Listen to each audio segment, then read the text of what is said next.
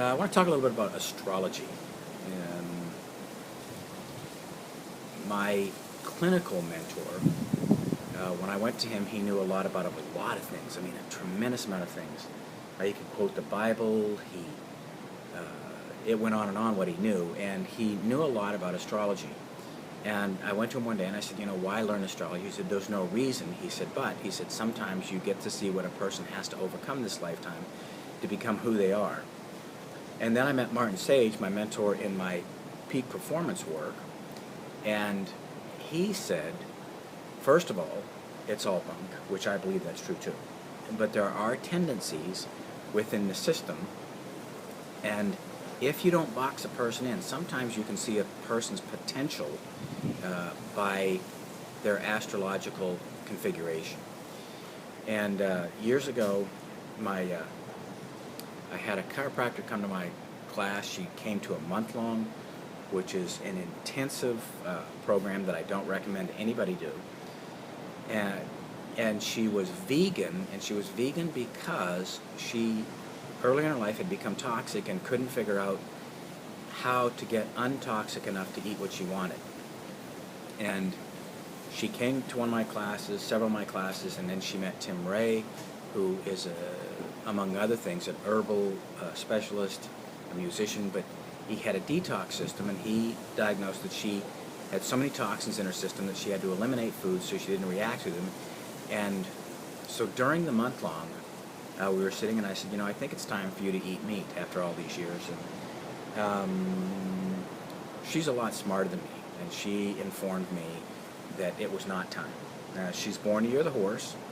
Okay, in astrology, people look at the Chinese year of the ox, and they say oxen are stubborn, but they're not. Horses, if you think about a horse, they straighten their legs out, put their ears back, and if they don't want to go, they don't go.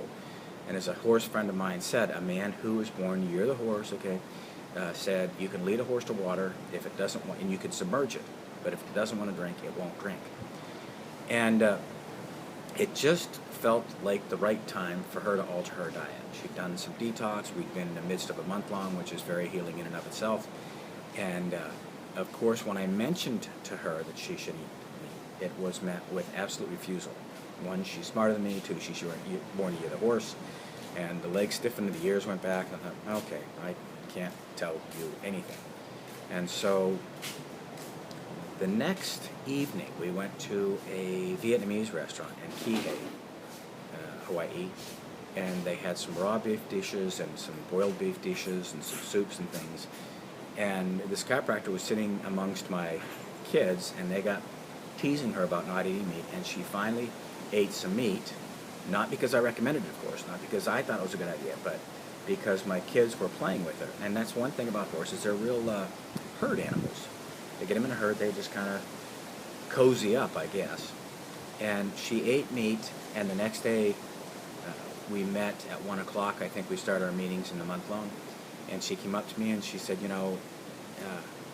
I ate that meat last night. And I thought, uh-oh.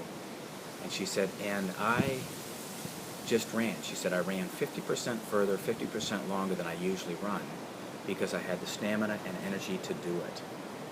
I'm an omnivarian. I eat what I want. I'll talk to you more about the astrological signs just as we go through this because they're intriguing. And again, it's not to limit a person. If you use it again to limit a person and their potential, then that's not what it's about.